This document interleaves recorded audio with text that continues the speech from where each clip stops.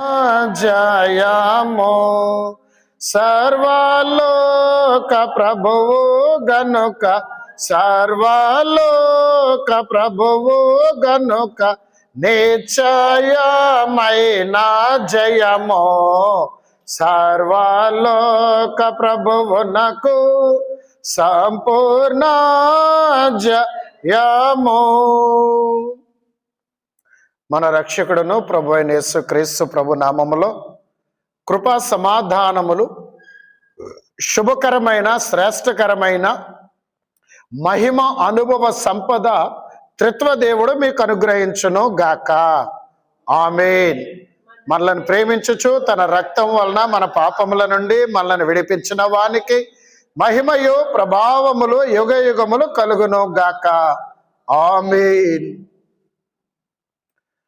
ప్రియమైన దేవుని సంగమా, దేవాది దేవుడు ఈ 3వ పునరుత్థాన దినమును ఆరాధన దినముగా ఆయనను కలుసుకొని ఆయన మహిమను అనుభవించి ఆయన వాక్యమును ధ్యానించి ఆయన ఆశీర్వాదములు అందుకునే దీవెనకర దినముగా మనకు అనుగ్రహించిన ప్రభువును ఘనపరచుచు స్తుతించుచు ఉన్నాను. మరి యొక్క దినమున ప్రత్యేకమైన సందర్భము ఏమిటి అనగా 2 మాటలను మనము ధ్యానము చేసుకుందాం. అనుభవము, అంతస్తు. ఈ యొక్క మాటలను మనము ధ్యానము చేసుకుందాం. అనుభవము, అనుభవం అనగా ఎక్స్పీరియన్స్. మరి ఏ విషయంలోనైనా అనుభవమును కలిగి ఉండుట చాలా ముఖ్యం. ఒక సంగతిని గురించి, లేదా ఒక వస్తువుని గురించి, లేదా ఒక వస్త్రమును గురించి, ఒక వాహనమును గురించి, వీటిని గురించిన జ్ఞానం మనకు ఉంటుంది. జ్ఞానం అంటే ఈ వస్తువు ఎలా పనిచేస్తుంది అనే జ్ఞానాన్ని మనం సంపాదించుకుంటాం. లేదా ఒక వాహనాన్ని గురించిన జ్ఞానం, ఒక మనిషిని గురించిన జ్ఞానం. జ్ఞానం అంటే ఆ వ్యక్తిని గురించి లేదా వస్తువుని గురించి పరిపూర్ణంగా తెలుసుకోవటమే జ్ఞానం. అలాగే దేవుని గురించిన జ్ఞానం, దేవుని యొక్క ప్రేమ, దేవుని యొక్క కృప, దేవుని యొక్క కనికరం, ఆయన యొక్క సిలువ, ఆయన జన్మం, వీటన్నిటి గురించి తెలుసుకోవడమే జ్ఞానము. పరిపూర్ణంగా తెలుసుకోవడమే జ్ఞానం. అయితే ఈ జ్ఞానము అనున్నది మన జీవితంలో ఎప్పుడు దాని యొక్క ప్రభావాన్ని మనం అనుభవించగలం అంటే, ఆ జ్ఞాన విషయములన్నీ కూడా మన అనుభవములో మనం అనుభవించినప్పుడే, మన అనుభవంలో మనం అనుభవించినప్పుడు జ్ఞానము యొక్క పరిపూర్ణతను మనము ఆస్వాదించగలుగుతాము. అనగా ఉదాహరణకి మనందరం అందరి దగ్గర ఆల్మోస్ట్ వాహనాలు ఉన్న వారమే కాబట్టి, 2 చక్రాలు 4 చక్రాలు వాహనాలు ఉన్న వాళ్ళమే కాబట్టి, మనం ఒక వాహనం గురించి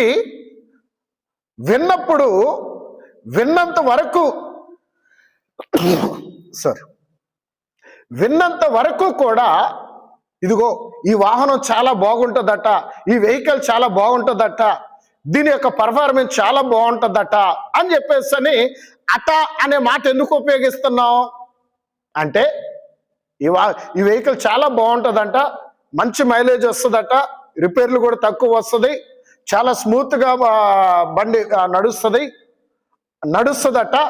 అట అనే మాట ఎందుకు ఉపయోగిస్తామంటే, మనం దాని గురించి వింటున్నాం కానీ దాన్ని మనం డ్రైవ్ చేసి చూడాల, దాన్ని మనం వాడి చూడాల.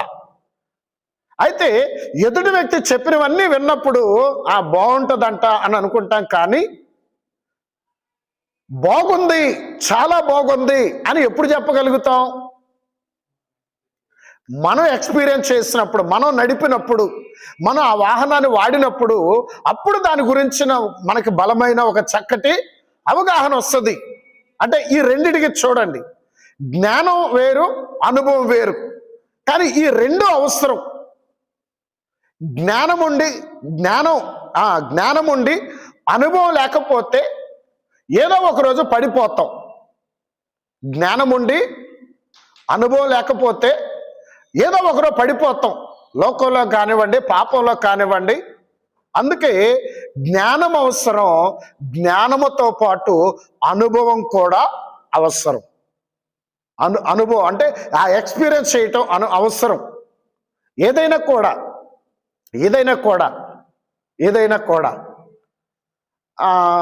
ఇప్పుడు మనవారం బ్రదర్ గారు స్వీట్స్ తీసుకొచ్చారు. తినకముందు మనం ఏమని చెప్పగలం? ఇదిగో స్వీట్ చాలా బాగుంటుంది అని బుజ్జి గారు మనకి ఎక్స్ప్లెయిన్ చేశారు. ఈ స్వీట్ చాలా బాగుంటుందండి, చాలా స్వీట్గా ఉంటుంది, తీయగా ఉంటుంది, చాలా టేస్ట్గా ఉంటుంది అని మనకి ఎక్స్ప్లెయిన్ చేశారు. అయితే ఆ స్వీట్గా ఉంటుందంట బుజ్జి గారు చెప్పారు అని చెప్పేశారు అనుకుంటాం. కానీ ఆ స్వీట్ మనం తిన్నప్పుడు చెప్పే మాట ఎలాగుంటుందంటే, ఇదిగో బుజ్జి గారు స్వీట్ తీసుకొచ్చారు, చాలా టేస్ట్గా ఉందండి, మేము తిని చూసాం, చాలా బాగుంది అని చెప్పిన దానికంటే చాలా రుచిగా ఉంది అని చెప్పగలం. రుచిగా ఉంది అని చెప్పగలుగుతాం తిన్నప్పుడు. తిననంత వరకు ఆ సహోదరులు తీసుకొచ్చారు, చాలా బాగుంటుందట, చాలా స్వీట్గా ఉంటుందట. ఈ అనేది ఎందుకు వస్తుందంటే మనం విన్నాం, కాకపోతే ఎక్స్పీరియన్స్ చేయలే. కానీ ఎక్స్పీరియన్స్ చేసిన తర్వాత చాలా బాగుంది, నేను చూశాను, నేను తిని చూచాను అంటే ఈ రెండిటి యొక్క తేడా. సరే, ఇప్పుడు ఈ అనుభవాల గురించి మనకెందుకు అన్నప్పుడు, ఇది దైవికమైన విషయం గురించి ఈరోజు వర్తమానం కొరకు ఈ యొక్క విషయాలు నేను తెలియచేస్తున్నాను. అంటే మనకు అర్థం అవటం కోసం, జ్ఞానం ఏంటో, ఆ అనుభవం ఏంటో అది మీకు అర్థం అవటం కోసం నేను ఈ ఉదాహరణలన్నీ తెలియచేస్తున్నాను. సరే, వాక్యంలోనికి వెళదాం. ఈ మన యొక్క భక్తి జీవితంలో అనుభవములు అనేవి చాలా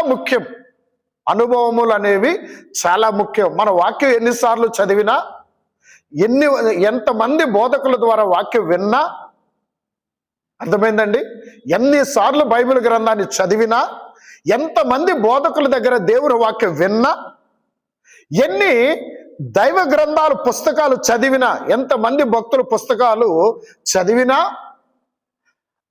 ఈ బైబిల్లో ఉన్నది దైవ సేవకుల ద్వారా విన్న వాక్యాలు, పుస్తకాల ద్వారా చదివిన వాక్యాలు, ఇవన్నీ మన అనుభవం లేకపోతే,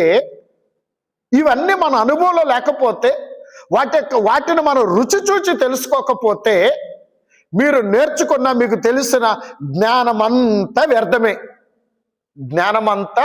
వ్యర్థమే. అందుకే బైబిల్లో కీర్తనాకారుడు రాస్తాడండి, యెహోవా ఉత్తముడని రుచి చూచి తెలుసుకొనుడి. యెహోవా ఉత్తముడని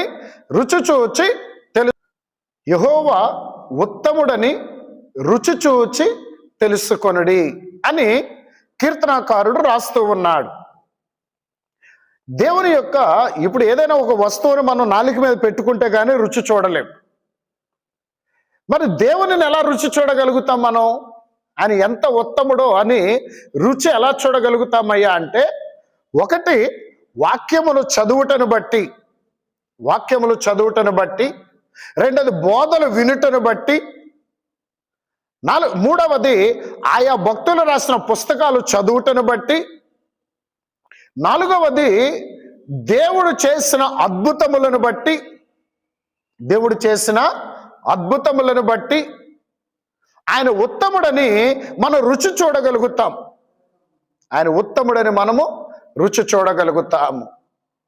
కాబట్టి ఆయన ఉత్తముడు అని మనం ఏం చేయాలి? రుచి చూడాలి. ఆ రుచి చూడటమే మనం అనుభవించటం. అయితే ఇక్కడ ఆత్మీయ జీవితంలో మనం గమనిస్తే, మనకి దేవుని యొక్క వాక్య జ్ఞానం ఉంటుంది కానీ అనుభవ జ్ఞానం ఉండటంలా. వాక్య జ్ఞానం ఉంటుంది కానీ ఏ జ్ఞానం ఉండట్లేదండి? అనుభవ జ్ఞానము. చాలా మంది కనీసం 100లో 90% మంది దేవుని బిడ్డలకు వాక్య జ్ఞానం ఉంటుంది. బైబిల్ చదవటాన్ని బట్టి, వినడాన్ని బట్టి ఇవన్నీ ఒక ఎత్తు అయితే, బైబిల్ సంబంధించిన ఆయా పుస్తకాలు చదవటాన్ని బట్టి కొంత అయితే, యూట్యూబ్ ద్వారా మరికొంత. ఏ జ్ఞానం వస్తుంది వీటి ద్వారా?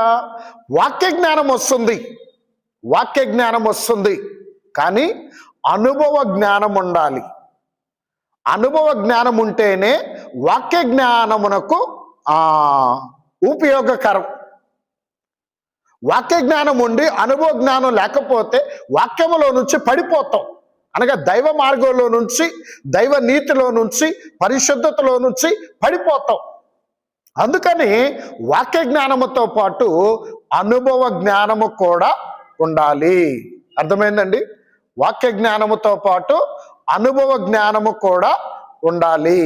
అనుభవ జ్ఞానం గనుక ఇక్కడ గమనించవలసిన విషయం ఏంటంటే అనుభవము అనేది ఎలాగుంటుంది, ఏ అనుభవం అనే దాని గురించి ఆలోచన చేస్తే, ప్రియమైనటువంటి దేవుని బిడ్డలారా, భక్తుడైనటువంటి మోషే గారి గురించి మనం జ్ఞాపకం చేసుకుందాం. మోషే గారికి ఆయన జీవితం అంతా 120 సంవత్సరములు జీవించారు. 120 సంవత్సరాలు. మొదటి 40 అంటే 3 భాగాలు చేస్తే 120ని 40. మొదటి 40 సంవత్సరాలు ఐగుప్తు దేశంలో ఫరో యొక్క కుమారుడుగా ఉన్నాడు మోషే గారు. తర్వాత అక్కడి నుంచి మిద్యాను అనే దేశానికి వెళ్ళిపోయారు. అక్కడికి వెళ్ళి ఇత్రో అనే యాజకుని యొక్క మందలను మేపే మంద కాపరిగా ఉన్నాడు మోషే. తరువాత అక్కడి నుంచి దేవుడు ఆయన ఆకర్షించి ఆయన పిలిచి తీసుకొని వచ్చాడు. మరలా మిద్యాను నుంచి ఐగుప్తు దేశానికి తీసుకొని వచ్చారు. అయితే ఇక్కడ ఐగుప్తు దేశానికి ఎలా తీసుకొని వచ్చారంటే, అక్కడ దేవుడు ఆయనకి కొన్ని అనుభవాలు ఇచ్చారు. ఏ అనుభవాన్ని ఇచ్చాడయ్యా అంటే, ఒకటి దేవుని యొక్క మహిమను చూసే అనుభవాన్ని ఇచ్చాడు. దేవుని స్వరం వినే అనుభవాన్ని ఇచ్చాడు. దేవుని స్వరాన్ని రుచి చూచే అంతస్తు, అంటే రుచి చూడడం అంటే దేవుని స్వరాన్ని వినడం. ఈ చెవులు దేవుని స్వరాన్ని రుచి చూచినాయి. అంటే ఈ చెవులు అంటే మోషే గారి చెవులు దేవుని స్వరాన్ని రుచి చూచినాయి. ఆ స్వరం మాధుర్యాన్ని రుచి చూచినాయి. ప్రియమైన వారలారా, అది ఒక అనుభవం. మోషే గారిని ఒకసారి మీరు నిర్గమకాండం 3వ అధ్యాయం 2వ వచనం చూడండి. దేవుని మహిమను చూసే అనుభవం.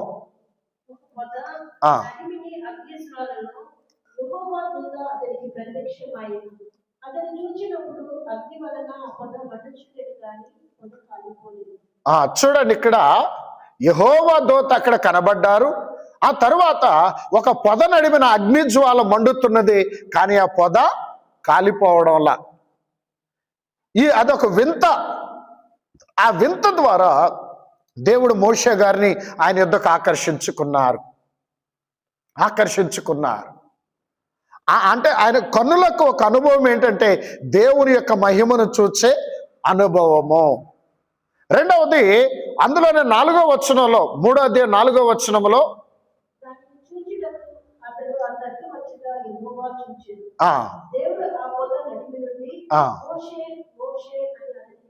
దేవుడు ఆ పొద నడిమి నుండి మోషే మోషే అని పిలిచారండి. చాలు. అంటే ఇక్కడ దేవుని పిలుపు వినడం. ఒక్కసారి ఆయన మహిమను చూసామనుకోండి, మరలా ఆ రూపమే కనబడినంత వరకు మన మైండ్లో అదే ఉంటుంది. అలాగే ఒకసారి మనం ఆ పిలుపు ఆ స్వరం విన్నాం అనుకోండి, ఓకే ఇది పలానా ఆయన స్వరం అనుకుంటాం. పలానా ఆయన స్వరం అనుకుంటాం. మనం ఒకసారి చూస్తే మళ్ళా 1 సంవత్సరం 10 ఏళ్ల తర్వాతనైనా ఓకే నువ్వు పలానా ఆయన కదా, పలానా ఆవం కదా, పలానా వ్యక్తివి కదా అని అనుకుంటాం. అదే మనం చూడలేదు వినలేదు అనుకోండి, ఎవరో గుర్తుపట్టగలమా? ఎవరో గుర్తుపట్టగలమా? ఇప్పుడు మన బంధువులు ఉన్నారండి, మనం చూడని మన బంధువులు బహుశా చాలా మంది ఉండొచ్చు, అవునా? మన బంధువులు మనం చూడని, మనం మాట్లాడని, మన బంధువులు చాలా మంది ఉండొచ్చు. ఎప్పుడూ చూడలేదు. ఒకసారిగా వచ్చారనుకోండి ఇంటికి, మనం అంత ఫ్రీగా మాట్లాడగలమా అంటే మాట్లాడలేవు. ఎందుకంటే మన బంధువులు అయినప్పటికీ ఇంతకుముందు మనం చూడలేదు, ఇంతకుముందు మనం మాట్లాడలేదు, ఇంతకుముందు మనకు పరిచయం లేదు కాబట్టి ఎవరో అనుకుంటాం. అదే ఒకసారి చూస్తున్నాం అనుకోండి, ఒక 5 సంవత్సరాలు 10 సంవత్సరాలు అయిన తర్వాత మిమ్మల్ని కలిసి చాలా కాలం అయిందండి, మీతో మాట్లాడి చాలా కాలం అయిందండి అనుకొని మనం సంభాషణ కొనసాగిస్తాం. అంటే నా ఉద్దేశం ఏంటంటే ఒకసారి చూస్తుంటే, ఒకసారి వినుంటే మళ్ళా రెండోసారి గుర్తుపట్టడానికి మనకి ఈజీగా ఉంటుంది. అయితే ఇక్కడ దేవాది దేవుడు బొదనడిమికి దిగివచ్చి మోషే గారిని ఆకర్షించి ఆయన మహిమను చూపిస్తున్నాడు. రెండవది, ఆ దేవాది దేవుడు ఆ పొదనడిమి నుండి మోషే గారిని పిలుస్తున్నారు, మోషే అని. అంటే ఇప్పుడు మోషే గారికి ఏ ఎక్స్పీరియన్స్ వచ్చింది, ఏ అనుభవం వచ్చింది? దేవుని స్వరము విన్న అనుభవం, అలాగే దేవుని మహిమను చూచిన అనుభవం. అర్థమైందండి? ఏ అనుభవం వచ్చిందంటే దేవుని మహిమను చూచిన అనుభవం, దేవుని స్వరము విన్న అనుభవం. ఇప్పుడు సంఘ బిడ్డలకు ఏ అనుభవం ఉంటుంది? పాస్టర్ గారి స్వరం వినే అనుభవం ఉంటుంది. ఇప్పుడు మీరు అందరూ ఉన్నారు, ఒక దైవ సేవకులంగా మా స్వరాన్ని మీరు వింటున్నారు. పాస్టర్ గారి గొంతు ఎలాగుంటుందో మీకు తెలుసు. అలాగే మోషే గారు దేవుని స్వరం విన్నట్టుగా మనం ఎప్పుడైనా విన్నామా? దేవుని స్వరం ఎలాగుంటుందో ఎప్పుడైనా విన్నామా? అంటే నేటి కాల క్రైస్తవ సంఘం పాస్టర్ గారి స్వరం వినే దగ్గర ఆగిపోతున్నారు, కానీ దేవుని స్వరం వినే దగ్గరికి రావడంలా. ఈరోజు నా బోధ యొక్క ఉద్దేశం ఏంటంటే, పాస్టర్ గారి స్వరం వినే అంతస్తులో నుంచి సంఘంలో ఉన్న ప్రతి ఒక్కరు కూడా దేవుని స్వరం వినే అంతస్తులోనికి రావాలి. మోషే గారు విన్నప్పుడు మనం వినలేమా? ఆయన కూడా మనలాంటి మనిషే కదా. ఆ రోజున ఆయన ఎన్నుకున్న దేవుడు ఈరోజు మనల్ని ఎన్నుకున్నాడు. ఆ రోజు ఆయన్ని దీవించిన దేవుడు ఈరోజు మనల్ని దీవిస్తున్నాడు. ఆ రోజు ఆయన కోరుకున్న దేవుడు ఈరోజు మనల్ని కోరుకున్నాడు. అయితే ఆయన ఆకర్షించినప్పుడు మోషే గారు ఏం చేశారంటే ఆయన యుద్ధకు వచ్చారు. అమ్మో ఇదేంటో, ఎంత మహిమ ఉందో, ఎంత వెలుగు ఉంది, ఇదే వెలుగో దేవుడో దెయ్యమో అని చెప్పి పారిపోలా. ఏంటి వింతని చూడటానికి వచ్చా. అప్పుడు ప్రభు ఆయన్ని పిలిచారు, మోషే అనగా అక్కడ 2 అనుభవాలు ఏంటంటే, దేవుని మహిమను చూచే ఒక అనుభవం, ఆయన స్వరం వినే ఆ అనుభవము. ఈ 2 అనుభవాలు ఇచ్చారు. ఆ తర్వాత దేవుని యొక్క శక్తిని అనుభవించుట.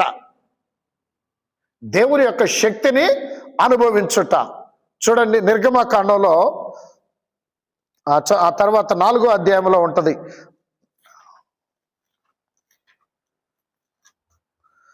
ఆ దేవుని యొక్క శక్తిని అనుభవించుట 4వ అధ్యాయంలో ఒకసారి మనం చూస్తే 2వ వచనం నుంచి చూడండి.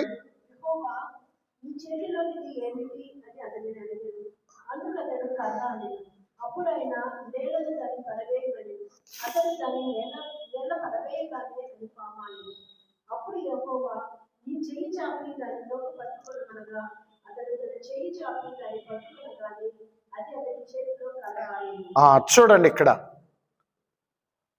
ఇక్కడ మరి ఒక అనుభవం, దేవుని యొక్క శక్తి చూడటం, దేవుని మాటలో ఉన్న శక్తిని చూడటం.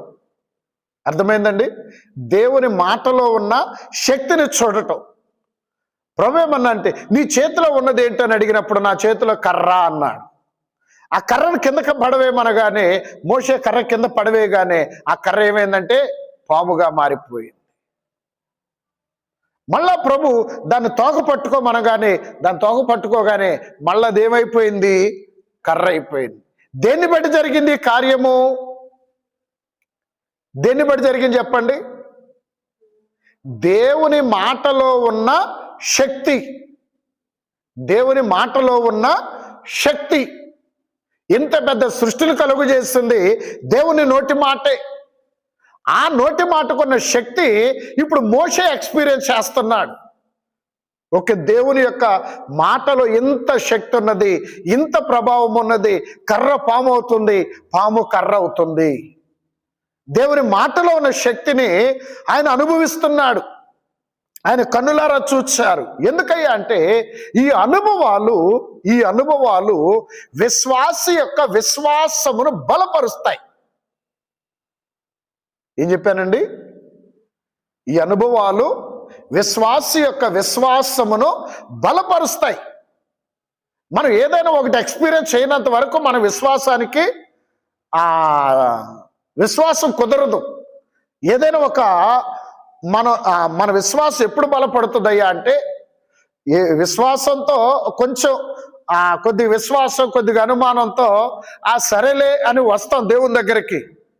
వచ్చిన తర్వాత దేవుడు ఎప్పుడైతే కార్యం చేస్తాడో, దేవుడు ఎప్పుడైతే అద్భుతం చేస్తాడో, దేవుడు ఎప్పుడైతే ఆశీర్వాదం ఇస్తాడో అప్పుడు మన విశ్వాసం ఏమవుద్ది? బలపడిద్ది. అప్పుడు బలపడుద్ది. ఇక్కడ మోషే గారి యొక్క విశ్వాసం బలపడటానికే ప్రభు ఈ అద్భుతాలు చేస్తున్నారు. ఈ అనుభవాలు మోషే గారికి ఇస్తున్నారు. ఆయన మహిమను చూసే అనుభవం, ఆయన స్వరాన్ని వినే అనుభవం, ఆయన మాటలో ఎంత శక్తి ఉందో చూసే అనుభవం, ఆయన మాటలో ఎంత శక్తి ఉన్నదో చూసే అనుభవం. ఇప్పుడు ఈ యొక్క అనుభవాల వల్ల మోషే గారి యొక్క విశ్వాసము బలపడుతుంది. ఎందుకంటే ఈయన ముందు చేయబోయే పని చాలా బలమైనది. మోషే గారు ముందు చేయబోయే పని చాలా బలమైనది. ఈ బలమైన పని చేయడానికి బలమైన విశ్వాసం కావాలి. విశ్వాసం బలంగా ఉంటే మనం ధైర్యంగా ముందుకెళతాం. అందుకే మోషే గారికి ఈ యొక్క బలమైన ధైర్యం కలుగుటకు, ఆయన విశ్వాసం బలపడుటకు దేవుడి అనుభవాలు ఇస్తున్నాడు.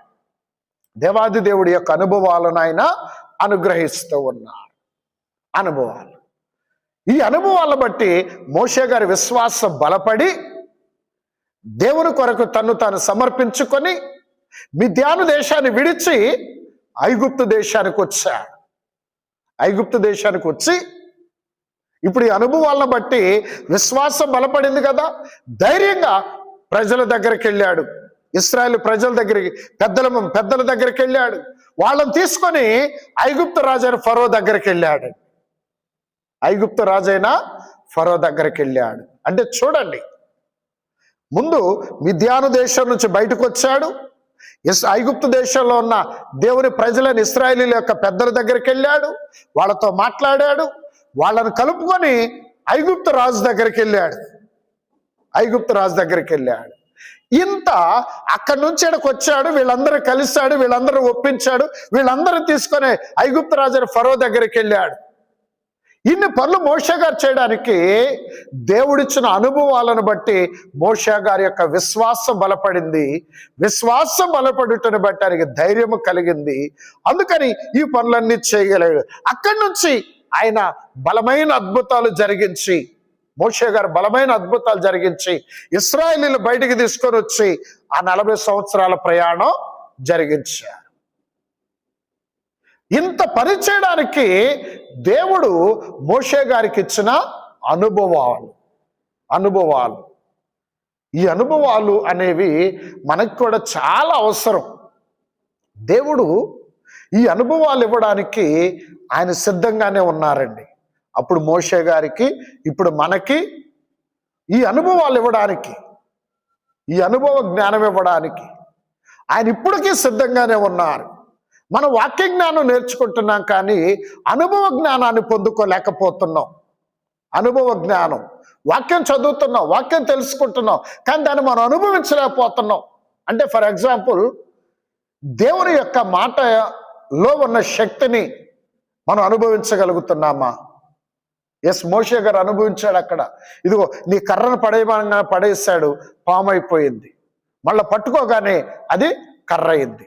అంటే దేవుని మాట ఎంత శక్తిదో ఆయన అర్థం చేసుకున్నాడు. ఇప్పుడు అది అనుభవించాడు ఆయన. ఈ రోజున ఆ అనుభవ జ్ఞానం అనేది మనకు కావాలి.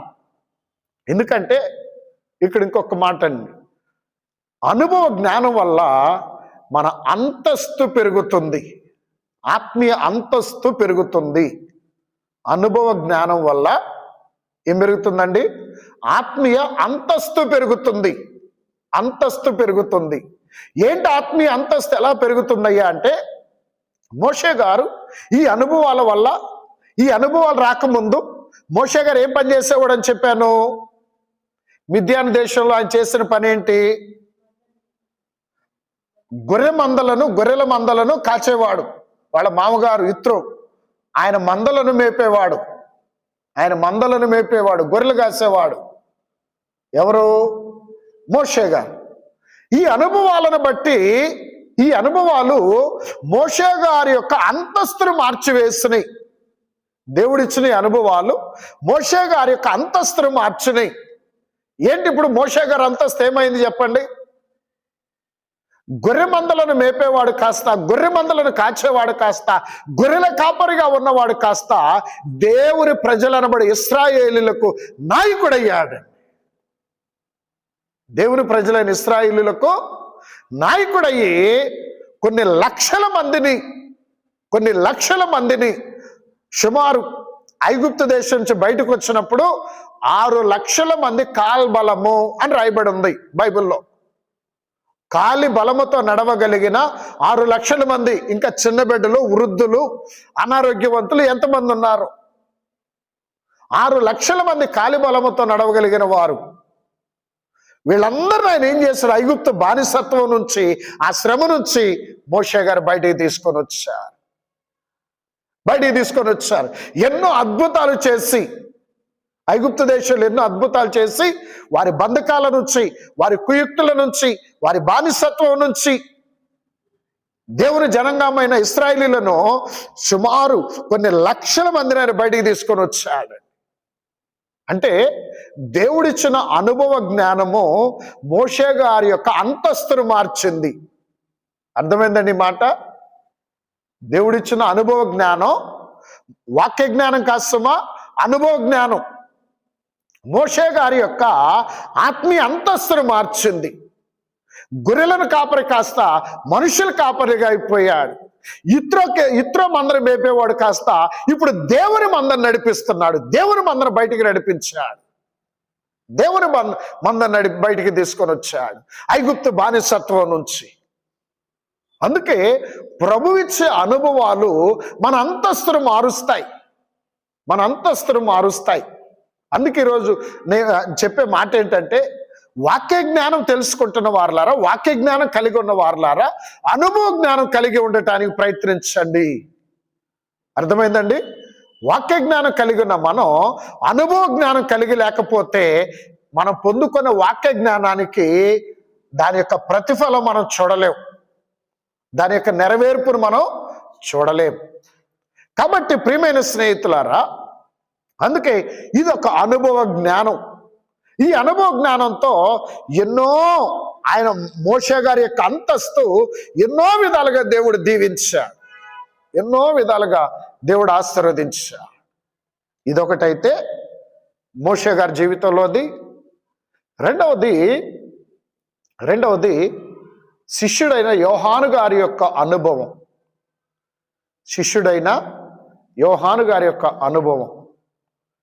ఈ శిష్యుడైన యోహాను గారు యేసుక్రీస్తుతో పాటు 3.5 సంవత్సరములు యేసయ్యతో నడిచాడు, మన ప్రభువుతో నడిచారు. శిష్యుడైన యోహాను గారు అంటే 2 యోహాను గారు ఉన్నారు. ఒక ఆయన బాప్తీసం ఇచ్చే యోహాను గారు, రెండవది శిష్యుడైన యోహాను గారు. అయితే ఈరోజు మనం చెప్పుకునేది రెండవ ఆయన బాప్తీసం శిష్యుడైన యోహాను గారు. ఈయనకి యేసుక్రీస్తుతో 3.5 సంవత్సరాలు ఆయన బోధ విన్నాడు, అద్భుతాలు చూచాడు, యేసయ్యతో నడిచాడు, ఇవన్నీ కలిగిన వాడై ఉన్నాడు. మరి ముఖ్యంగా యేసుక్రీస్తు దైవత్వాన్ని ముగ్గురు చూశారు. యేసుక్రీస్తు ప్రభు యొక్క ఆయన భూలోకంలో ఎలాగున్నాడు? మనుష్య కుమారుడుగా ఉన్నాడు, మరియ యోసేపుల కుమారుడుగా మనుష్య కుమారుడుగా ఉన్నాడు.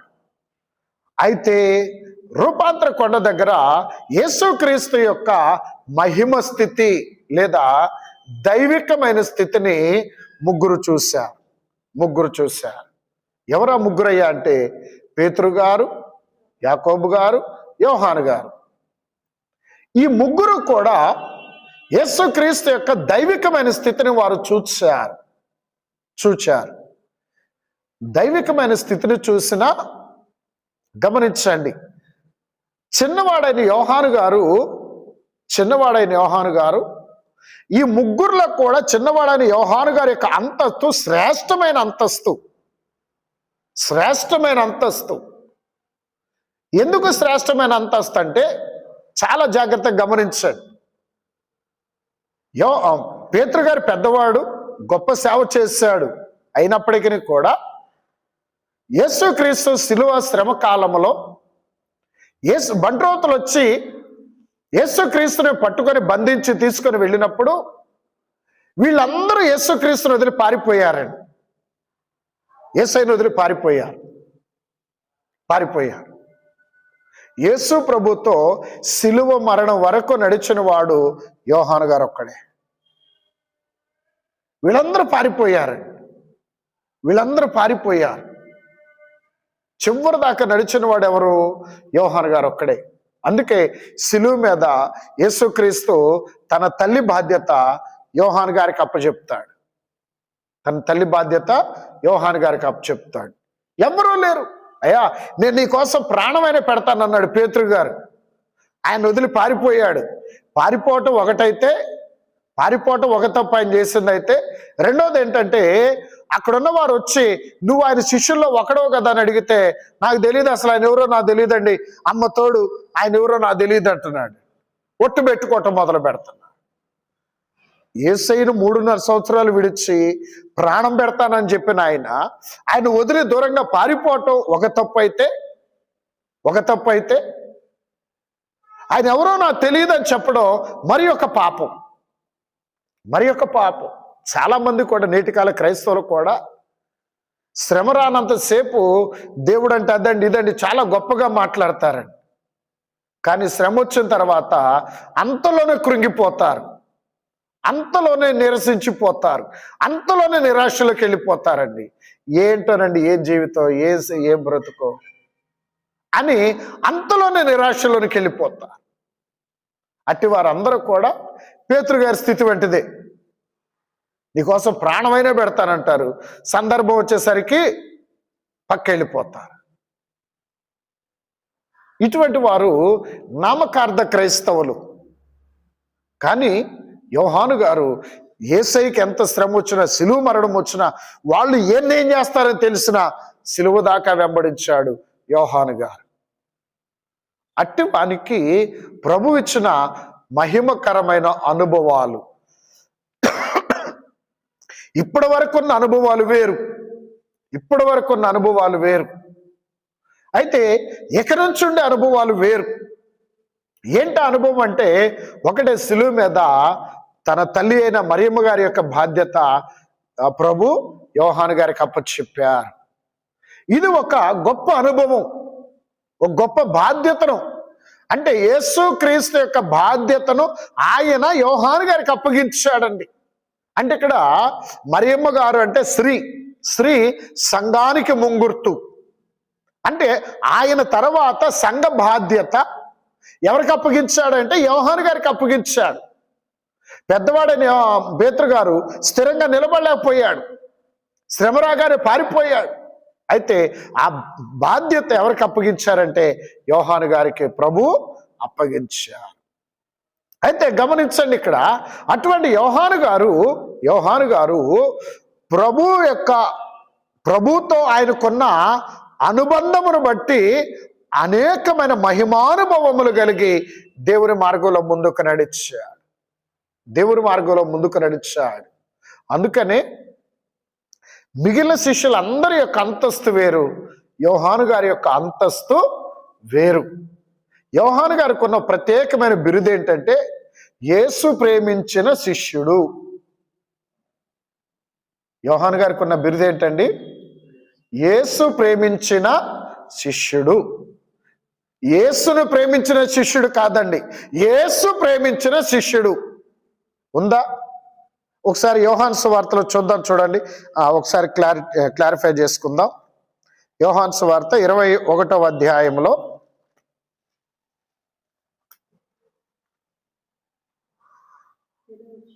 7వ వచనం చూడండి. 21:7.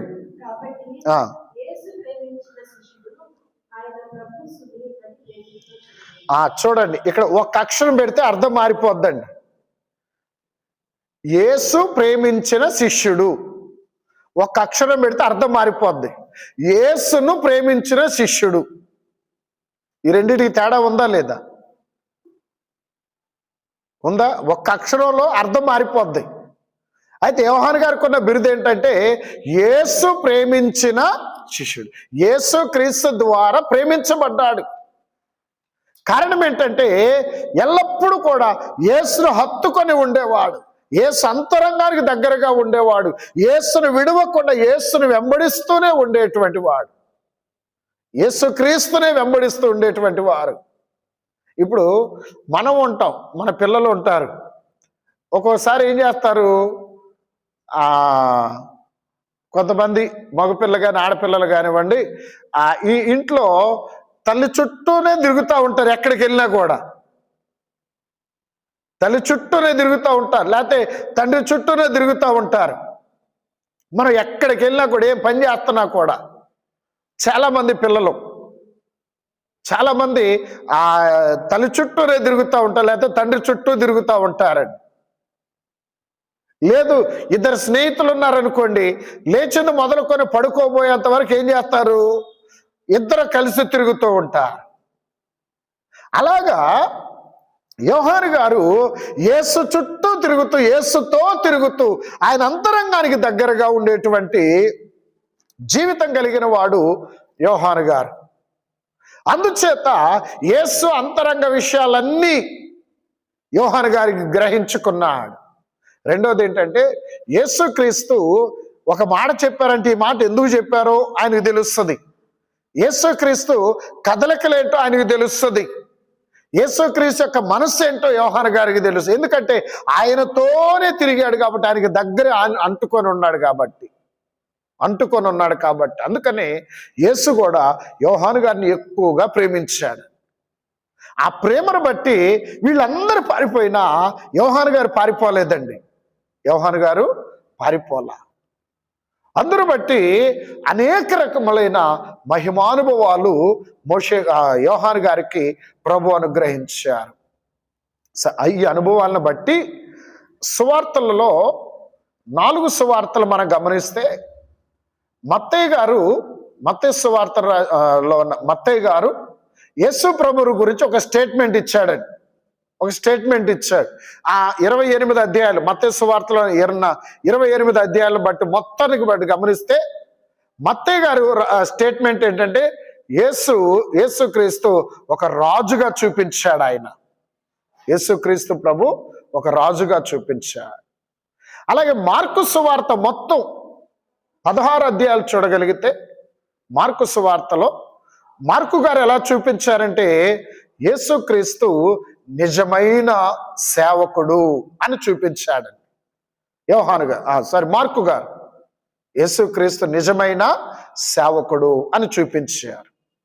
అలాగే లూకా సువార్త రాసిన లూకా గారు లూకా సువార్త 24 అధ్యాయాలు చదివినప్పుడు లూకా గారు యేసుక్రీస్తు ప్రభు వారిని ఎలా చూపించారంటే నిజమైన మనుష్యుడు అంటే యేసుక్రీస్తు అని లూకా గారు చూపించారు. మరి యోహాను గారు ఏమని చూపించారు? యోహాను సువార్తలో ఉన్న 21 అధ్యాయాలను బట్టి చదివినప్పుడు యోహాను గారు ఎలా చూపించారు యేసయ్యనంటే ఈయన నిజమైన దేవుడు అని చూపించారు. నిజమైన దేవుడు అంటే నలుగురు 4 కోణాలు చూపించారు. మత్తయ్య గారేమో యేసుక్రీస్తులో ఉన్న రాజరికాన్ని చూపిస్తే, మార్కు గారేమో యేసుక్రీస్తులో ఉన్న సేవకుని యొక్క రూపాన్ని చూపించారు. లూకా గారేమో యేసుక్రీస్తు యొక్క నిజమైన మానవ రూపం చూపించారు. యోహాను గారేమో యేసుక్రీస్తు యొక్క దైవత్వాన్ని చూపించారు. ఎందుకంటే వారు అంటే ఇప్పుడు మీరున్నారండి, ఇప్పుడు ఇక్కడ మనం కొద్దిమంది ఉన్నాం. ఒక్కొక్కళ్ళు ఇప్పుడు నేనే ఉన్నాను, నాలో ఒక్కొక్కళ్ళు ఒక్కొక్క కోణాన్ని చూస్తారు. ఒక్కొక్కళ్ళు ఒక్కొక్క కోణం చూస్తారు. అట్లాగే వీరు నలుగురు కూడా యేసుక్రీస్తులో 4 కోణాలు చూశారు. అయితే ఇక్కడ యోహాను గారు మాత్రమే ఏమంటున్నా అంటే ఈయన నిజమైన దేవుడు అంటున్నారు. ఎందుకయ్యా అంటే యేసుక్రీస్తు అంతరంగానికి దగ్గరగా ఉండి యేసుక్రీస్తు యొక్క దైవత్వ మహిమను చూచిన వాడు యోహాను గారు. అందుకని నిజమైన దేవుడు అంటున్నారు. కాబట్టి దేవుని యేసుక్రీస్తుతో ఉన్న ఆ అనుభవాలను బట్టి ఆయన గ్రహించినది ఏంటయ్యా అంటే యేసుక్రీస్తు నిజమైన దేవుడు. కాబట్టి ప్రియమైనటువంటి దైవ జనాంగమా, మనం గమనించవలసింది ఏంటంటే అందుకని ఈ రోజున దేవునితో మనకున్న అనుభవం ఎటువంటిది, అనుభవ జ్ఞానం ఎటువంటిది. వాక్య జ్ఞానం ఉంటుంది. వాక్య జ్ఞానం అంటే నేను చెప్పాను, మనం చదువుకోవటాన్ని బట్టి, వినడాన్ని బట్టి, ఆయా పుస్తకాలు చదవటాన్ని బట్టి మనకి వాక్య జ్ఞానం వస్తుంది. అయితే అనుభవ జ్ఞానం అంటే నీవు అనుభవించినప్పుడు యేసుక్రీస్తు తో నీకున్న అనుభవం ఏంటి? నీ కన్నులు ఆయన రూపాన్ని చూచినవా? నీ స్వరము, నీ చెవులు ఆయన స్వరాన్ని విన్నాయా? నీ చేతులు ఆయన తాకినయా? నీ అంతరంగం ఆయన ఆత్మతో నింపబడిందా?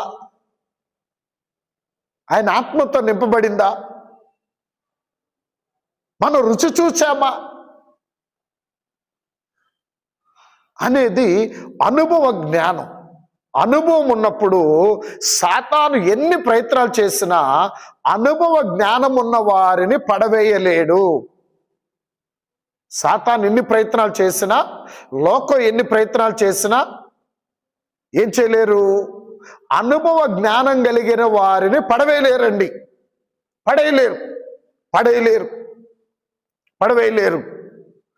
వాక్య జ్ఞానం కలిగిన వారిని పడేస్తారు. ఎందుకంటే వీళ్ళకి జ్ఞానం ఉన్నదే కానీ అనుభవం లేదు. దేవుని యొక్క మహిమని, ఆయన కృపని రుచి చూసిన అనుభవం లేదు గనుక వాక్య జ్ఞానం కలిగిన వారు పడిపోవటానికి ఛాన్సులు ఉన్నాయి. కానీ అనుభవ జ్ఞానం కలిగిన వారు మాత్రం పడిపోయే ఛాన్స్ అనేది లేదు. ఎందుకంటే వీరు రుచి చూశారు కాబట్టి. కాబట్టి ప్రియమైనటువంటి వారులారా, ఆ అనుభవ జ్ఞానము అనేది ఈ రోజున మనం సంపాదించుకునవలెను. అనుభవ జ్ఞానం అనేది సంపాదించుకునవలెను. అనుభవ జ్ఞానం వల్ల మన అంతస్తు దీవించబడుతుంది, మన అంతస్తు మారిపోతుంది, మన అంతస్తు వృద్ధి చెందుతుంది. కనుక దేవునితో మనకుండే అనుభవ జ్ఞానాన్ని, వాక్య జ్ఞానంతో పాటు అనుభవ జ్ఞానాన్ని సంపాదించుకొని నీ ఆత్మీయ అంతస్తులో వర్ధిల్లుచు మేఘమెక్కే ధన్యత త్రిత్వ దేవుడు మీకు అనుగ్రహించును గాక. ఆమేన్. దయగలిగిన తండ్రి, నీకు వందనములు నాయన. బోధించబడిన బోధ నీ బిడ్డల జీవితాలలో నూరంతలుగా ఫలింపచేసి మహిమ పొందమని, అపవాది ఎత్తుకొని పోకుండా భద్రపరచుమని యేసు క్రీస్తు నామమున ప్రార్థించి వేడుకొనుచున్నాము తండ్రి. ఆమేన్.